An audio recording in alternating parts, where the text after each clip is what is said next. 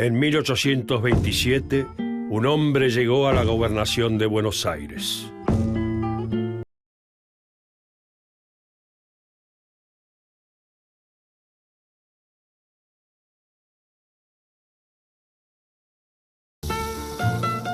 Pasó de las armas a la política, impulsando el federalismo. Fue un convencido republicano y un defensor de la participación popular en la política. El pueblo lo veneró y sus enemigos buscaron desestabilizarlo. Su trágico final apagó su vida, pero encendió su leyenda. Él es Manuel Dorrego, el mártir federal.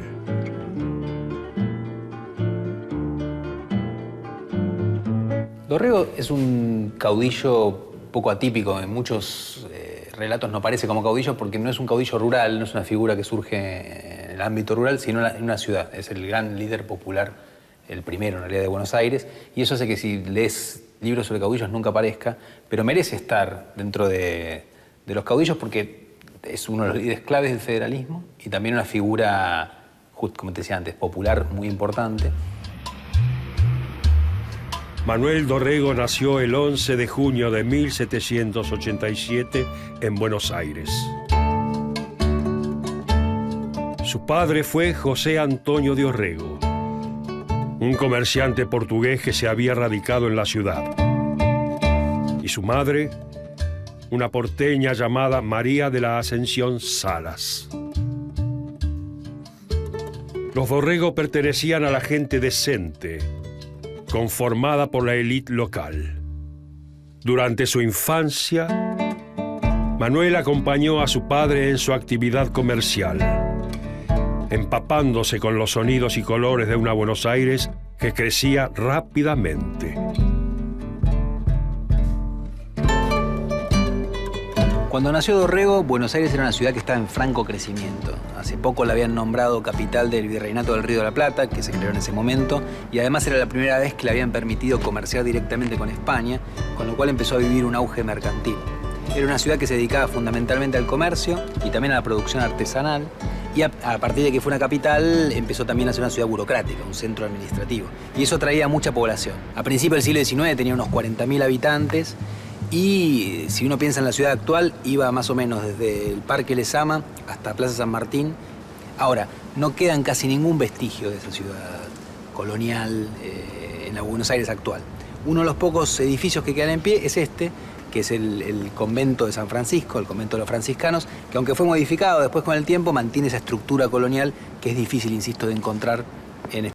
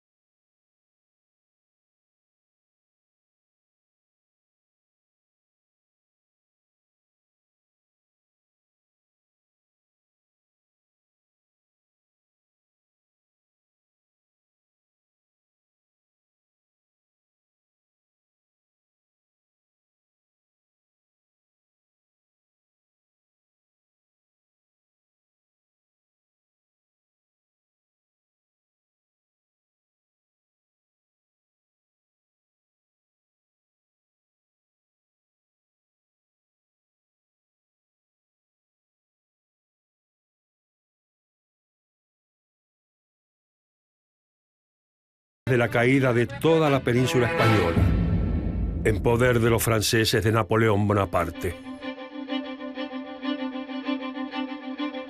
El vacío de poder generó una serie de reacciones revolucionarias en América,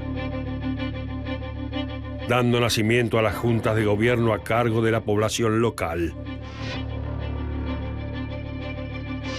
A lo largo de 1810, Caracas, Buenos Aires, Bogotá y Cartagena, entre otras, fueron algunas de las ciudades en donde se desarrollaron estas juntas populares. Estos aires de cambio también llegaron a Santiago de Chile, y Dorrego, entusiasmado, formó parte en el proceso revolucionario. Se puso al servicio del nuevo gobierno y en 1811 participó de un combate contra los opositores al cambio, por lo cual fue condecorado por las autoridades revolucionarias chilenas. Este joven astuto empezaba a hacerse notar entre sus pares. Lo que le pasó a Dorrego es que él estaba en Chile estudiando, como muchos de los jóvenes de la élite de Buenos Aires, se iban a estudiar a otras ciudades porque en Buenos Aires no había universidad. Estaba estudiando Derecho en Santiago de Chile y ahí le sorprende la revolución. La revolución empieza en distintos lugares de América a la vez. Y bueno, en el caso de Dorrego, él forma parte del movimiento revolucionario que forma una junta en Chile, al igual que había ocurrido en Buenos Aires antes. Dorrego se incorporó al Ejército del Norte, que en ese momento retornaba del Alto Perú, en donde había sido derrotado. Se alistó al ejército como aventurero, lo cual significaba no cobrar sueldo ni tener un cargo fijo. Combatió en la segunda batalla de Suipacha y en Sansana, en donde se destacó por su valentía. Su jefe dijo de él: su resuelta bravura ha admirado a nuestras tropas. Pero a Dorrego le costaba obedecer las órdenes de los superiores inmediatos, pues era sumamente indisciplinado. La primer gran participación pública de Dorrego es como militar, es decir, como aventurero. Es decir, no era un oficial que tuviera un cargo predefinido, sino que se suma al ejército como aventurero y empieza a depender de su propio talento como militar para empezar a ascender dentro de ese mismo ejército. Con respecto al sable, ya que lo tengo acá, hay una cosa, hay varias anécdotas de él con el sable, sacándolo en lugares justamente con esta cosa impetuosa que tenía. Él podía ir a una fiesta que no le habían invitado y sacar el sable y tratar de desafiar a alguien para que lo dejen entrar. En el combate de Nazareno contra el avance realista, Dorrego recibió un balazo en el cuello. La muerte amenazaba con devorar su vida. Y aún así, Dorrego le pidió a sus hombres que lo ayudaran a seguir luchando. Sobrevivió a la contienda y se recuperó de su herida. En 1812, Dorrego dirigió la reserva del ejército de Belgrano, que venció en la batalla de Tucumán. Gracias a esta actuación destacada, fue nombrado teniente coronel y puesto al mando de un cuerpo de soldados escogidos, los cazadores. Brillaba el sol de la buena fortuna para Dorrego, quien muy pronto tendría una nueva oportunidad para destacar sus dotes para la guerra. Dorrego se destacaba mucho por ir adelante y eso hace que, por ejemplo, en uno de los primeros combates que lucha, Nazareno, le peguen un tiro en el cuello y durante toda su vida, aunque en los retratos eso no lo ve, tenía el cuello inclinado para un lado, ¿no? Entonces, ¿qué hacían? Cargaban con el sable y el que lograba, prácticamente es el que logra asustar y dispersar al adversario, triunfa, ¿no?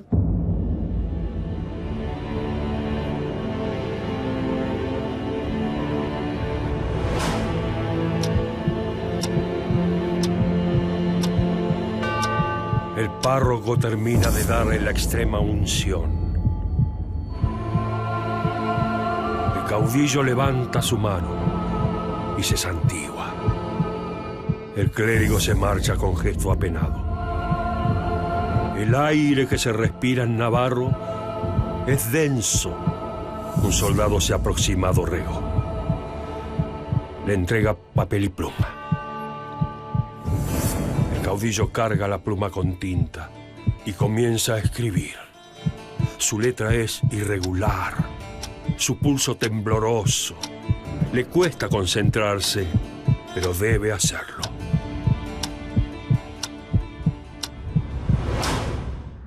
El 20 de febrero de 1813 se produjo la batalla de Salta entre el ejército del norte y las fuerzas realistas. Dorrego y sus cazadores lucharon desde el ala derecha del ejército, dando furiosa batalla al enemigo. Gracias a su labor sobresaliente, Dorrego fue, quizás, el mayor responsable de la victoria. Fue un momento importante para su vida y su carrera, pero sus actos indisciplinados opacarían su prestigio. Hay una anécdota famosa que es que están tratando de unificar las voces de mando y Belgrano tiene un problema, que la tenemos muy finita. Entonces, y San Martín no, una voz así bien castrense. Entonces empiezan a pasar las voces de mando y después de San Martín Belgrano dice, bueno, tipo, ¡atención! ¿No? Entonces, perdón por imitar al prócer, pero ¿qué ocurre? Que entonces Belgrano Dorrego se empieza a reír y se ríe 2 veces seguidas y entonces San Martín golpea la mesa y le dice, acá no venimos a reírnos, y lo echa. San Martín, obsesionado por obtener un orden férreo en el ejército, decidió separar a Dorrego de las filas y lo envió a Santiago del Estero. Más tarde, Dorrego se encontró en la banda oriental, luchando contra un nuevo enemigo de los revolucionarios porteños, los seguidores de Artigas. Lo mandan a pelear a la banda oriental, donde pelea contra los artiguistas, ¿no? Es decir, el gobierno central, con sede en Buenos Aires, lo envía, después de haber tomado Montevideo, a tratar de pacificar la banda oriental, que se había levantado contra Buenos Aires, en contra del centralismo de Buenos Aires, y Dorrego gana una batalla que se llama Marmarajá, pero después lo derrotan en Guayabos, y esa derrota, es una derrota importante, hace que los porteños tengan que abandonar la banda oriental que queda en poder de Artigas. Hay una negociación y Dorrego vuelve a Buenos Aires. De regreso en Buenos Aires, se casó con Ángela Baudrix, perteneciente a una familia de la élite porteña. Fue nombrado coronel y comandante del regimiento número 8 y se lo envió a Santa Fe a combatir a quienes querían separar esa provincia de Buenos Aires. Al mismo tiempo, Manuel Dorrego ingresó en un nuevo mundo, la política. Participó como escritor en un periódico que reunía a opositores del director supremo, Juan Martín.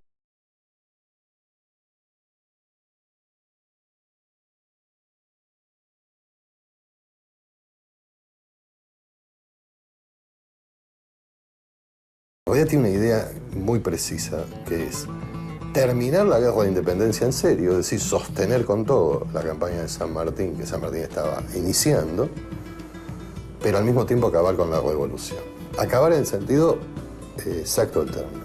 Lo que dice es, llegó el fin de la revolución, terminar con esa constante anarquía y convulsión, poner orden, reconstruir un orden nuevo.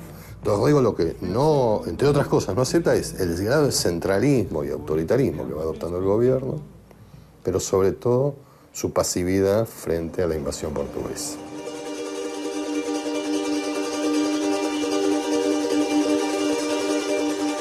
Cuando los portugueses invadieron la banda oriental, el grupo exigió al gobierno que la prioridad debía ser auxiliar a los orientales y no la campaña de los Andes, la cual le interesaba a Pueyrredón.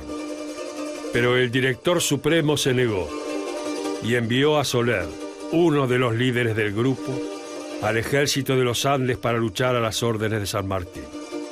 Dorrego iba a seguir ese mismo camino, pero Pueyrredón lo acusó de indisciplinas varias y decidió desterrarlo de por vida de las Provincias Unidas.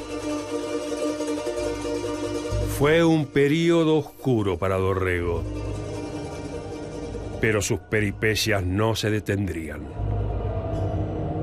Partió en un barco que hacía la guerra de corso con bandera rioplatense.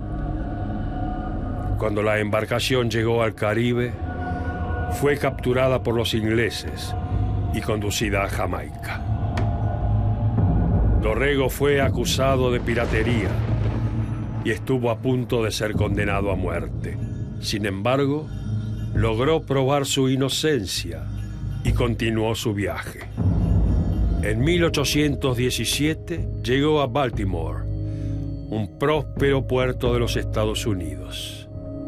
Desde allí, Escribió cartas defendiéndose y atacando a Pueyrredón por su arbitrariedad. Y en Baltimore, un puerto norteamericano, vive 3 años exiliado en muy pobres condiciones.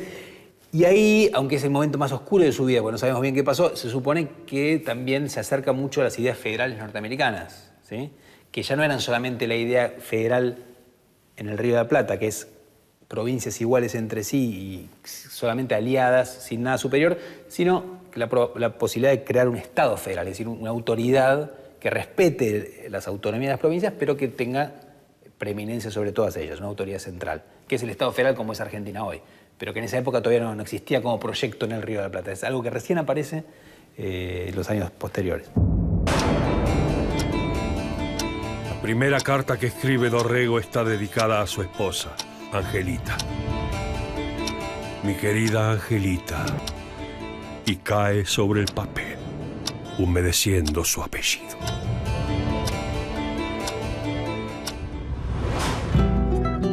En 1820, el directorio fue derribado por los caudillos del litoral, López y Ramírez.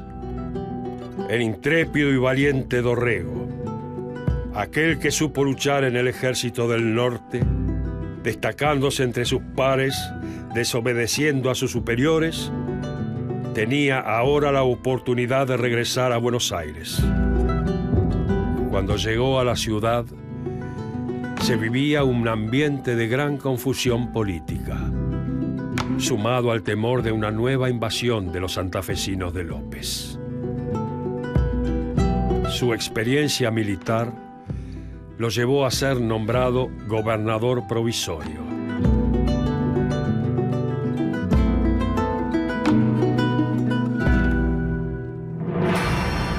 Juntó distintas tropas, sobre todo milicianas, y enfrentó a los invasores. Los venció rotundamente en San Nicolás y Pavón, y a continuación decidió entrar en Santa Fe.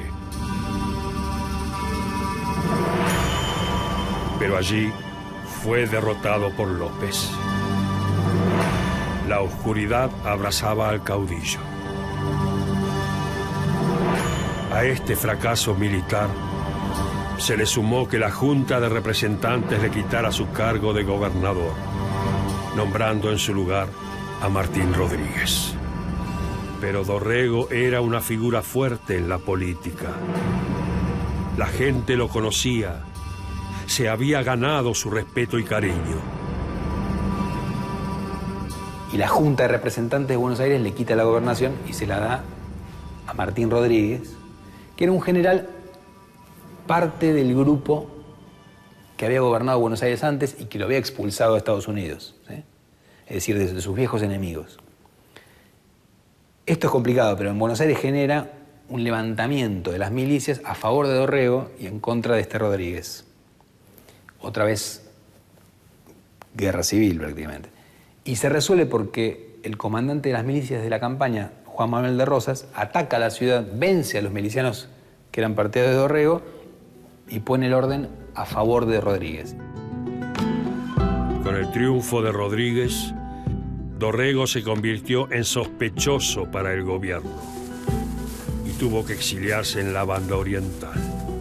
Permaneció allí hasta que se le otorgó un indulto que le permitió volver a Buenos Aires. Desde 1820 gobernaba en Buenos Aires el Partido del Orden. El gobernador era Rodríguez, pero la figura clave era el ministro de Gobierno, Bernardino Rivadavia. En ese momento las provincias estaban separadas y cada cual seguía su propia política, sin ninguna autoridad superior. Buenos Aires aprovechó su puerto y el libre comercio para empezar a crecer económicamente. El gobierno era elegido por elecciones en las que podían votar todos los hombres libres mayores de 21 años. Los días de elección, las autoridades hacían que la policía, los soldados y los jueces de paz trabajaran a su favor, asegurándose así el triunfo. De esta manera, La lista del Partido del Orden siempre ganaba. Pero se fue formando una posición fuerte, llamada Partido Popular. Manuel Dorrego era su gran líder y comenzó a difundir su mensaje en los barrios populares. Dorrego vestía a la usanza plebeya, visitaba las pulperías, donde bebía y charlaba con la gente común. En su discurso dejaba en claro que su partido estaba con el pueblo y que la aristocracia estaba con el Partido del Orden. El carisma del caudillo se sostenía en su intensa y valiente vida, que despertaba admiración entre la gente.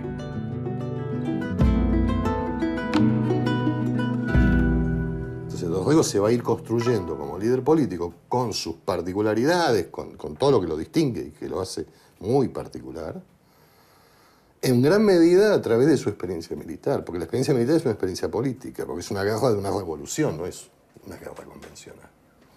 Y él se construye ahí. Y una de las cosas que se construye como líder en la guerra, y que le da, y lo dicen todos sus enemigos, con admiración y con desprecio al mismo tiempo, una enorme popularidad en la tropa.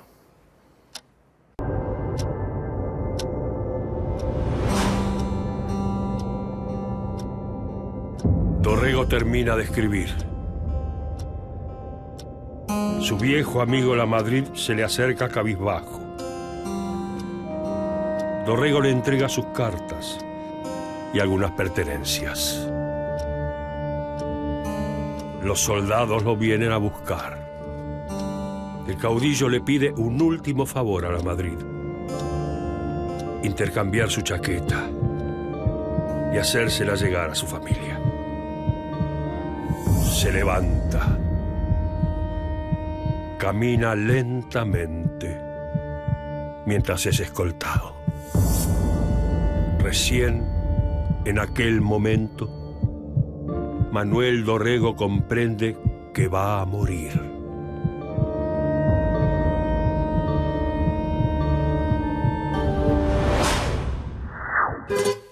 En 1823, Dorrego asumió como diputado provincial.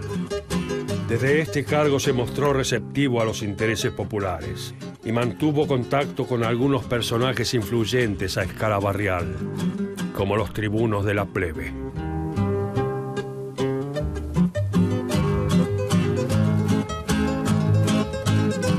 Cuando a fines de 1824 se convocó a un congreso constituyente en Buenos Aires, el Partido del Orden se convirtió en el Partido Unitario. Para los unitarios había una sola soberanía nacional y se necesitaba un poder central con sede en Buenos Aires que tomara todas las decisiones. Pero Dorrego estaba en contra de esto. El Partido Popular profesó la posición federal. Cada provincia debía tener su autonomía. De esta manera, Dorrego se convirtió en el gran defensor del federalismo en el Congreso.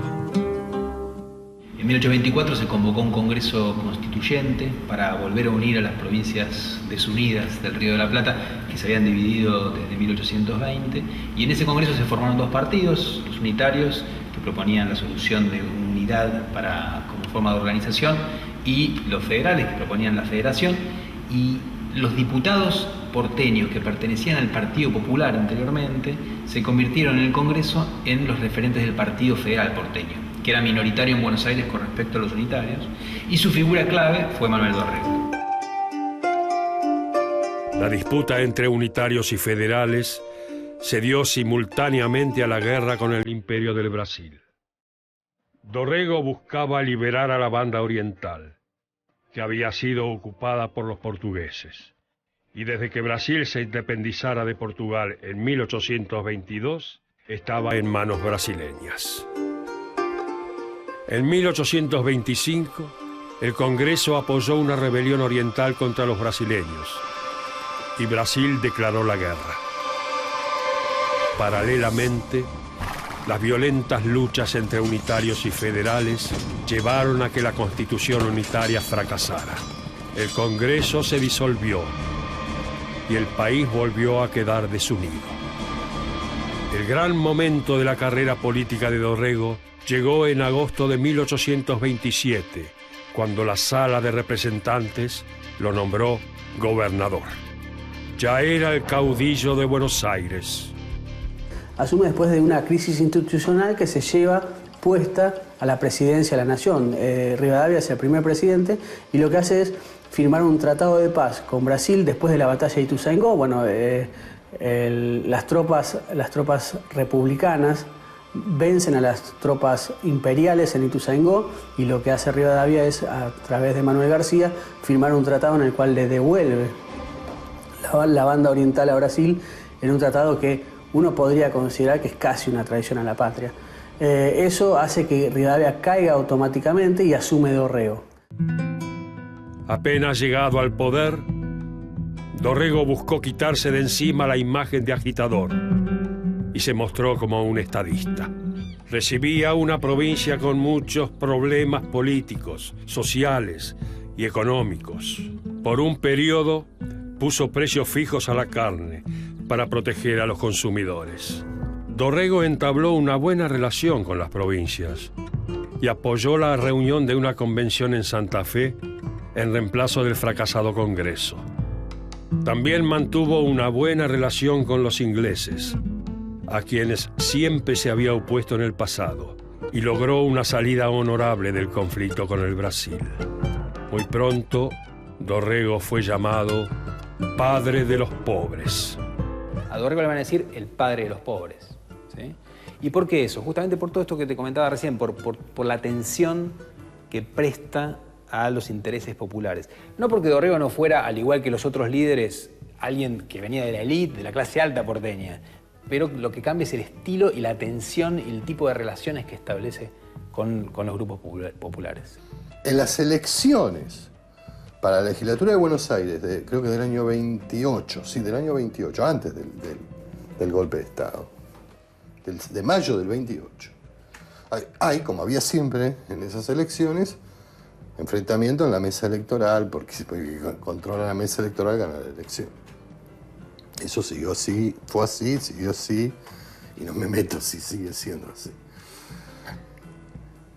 ¿Qué gritan los seguidores de Dorrego en esa pelea? Viva el gobernador Manuel Dorrego, viva el Bajo Pueblo.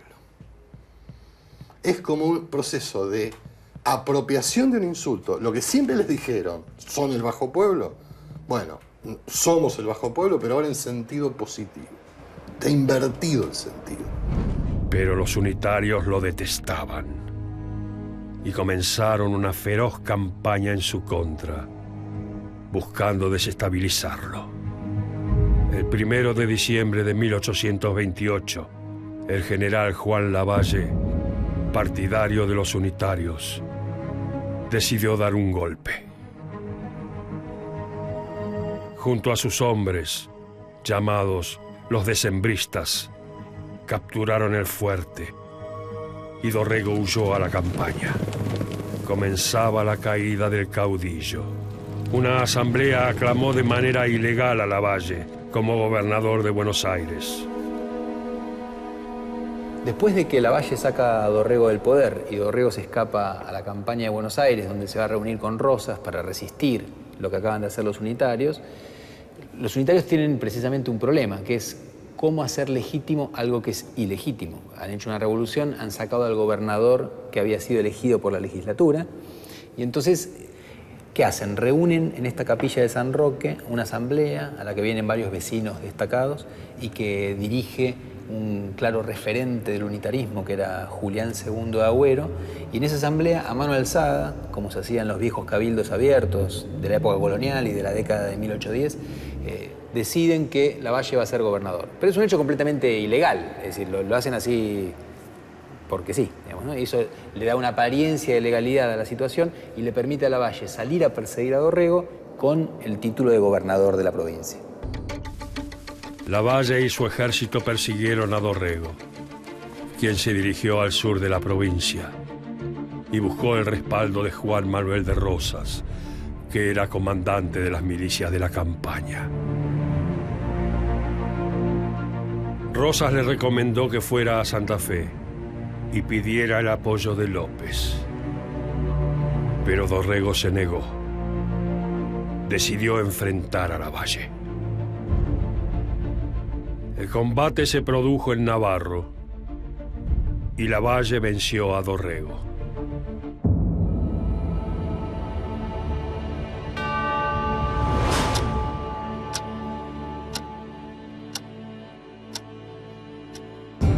Los soldados levantan sus armas. Dorrego mantiene su mirada en alto. El capitán Páez levanta su espada. El filo brilla oscuramente. El caudillo se despide en silencio. La espada de Páez baja implacable. Los soldados disparan. Las balas penetran con facilidad el cuerpo de Dorrego. Un grito seco brota por su boca. Luego, solo queda el humo de las armas.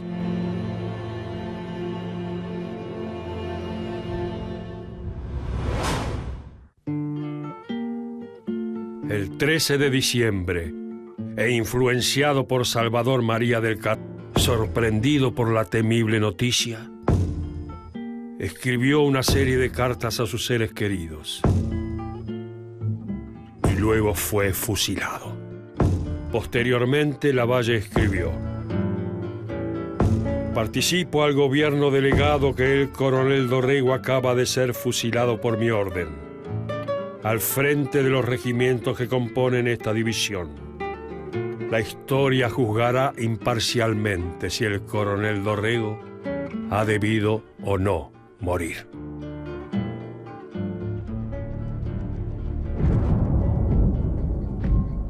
Muerto Dorrego, Rosas se convirtió en la principal figura del federalismo porteño. La campaña bonaerense se rebeló contra Lavalle. Rosas se sumó al levantamiento y se volvió su líder. Ayudado por los soldados del santafesino López, combatió a las tropas de Lavalle y venció a Unitario. Esta es una litografía de 1830 que describe este momento de enfrentamiento. Es una montonera federal, dorreguista, la bandera Federación o Muerte, y aquí se ven indios, milicianos y paisanos. Esa combinación es una combinación completamente inédita, que no había sucedido nunca.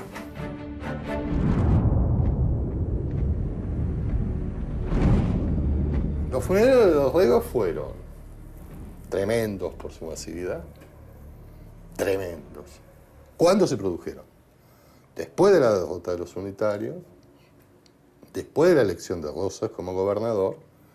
La ceremonia es como que simboliza varios triunfos. Es el triunfo de Dorrego, después de muerto, pero es sobre todo el triunfo de Rosas. Es el momento, si se quiere, simbólico del traspaso de la legitimidad de Dorrego a Rosas.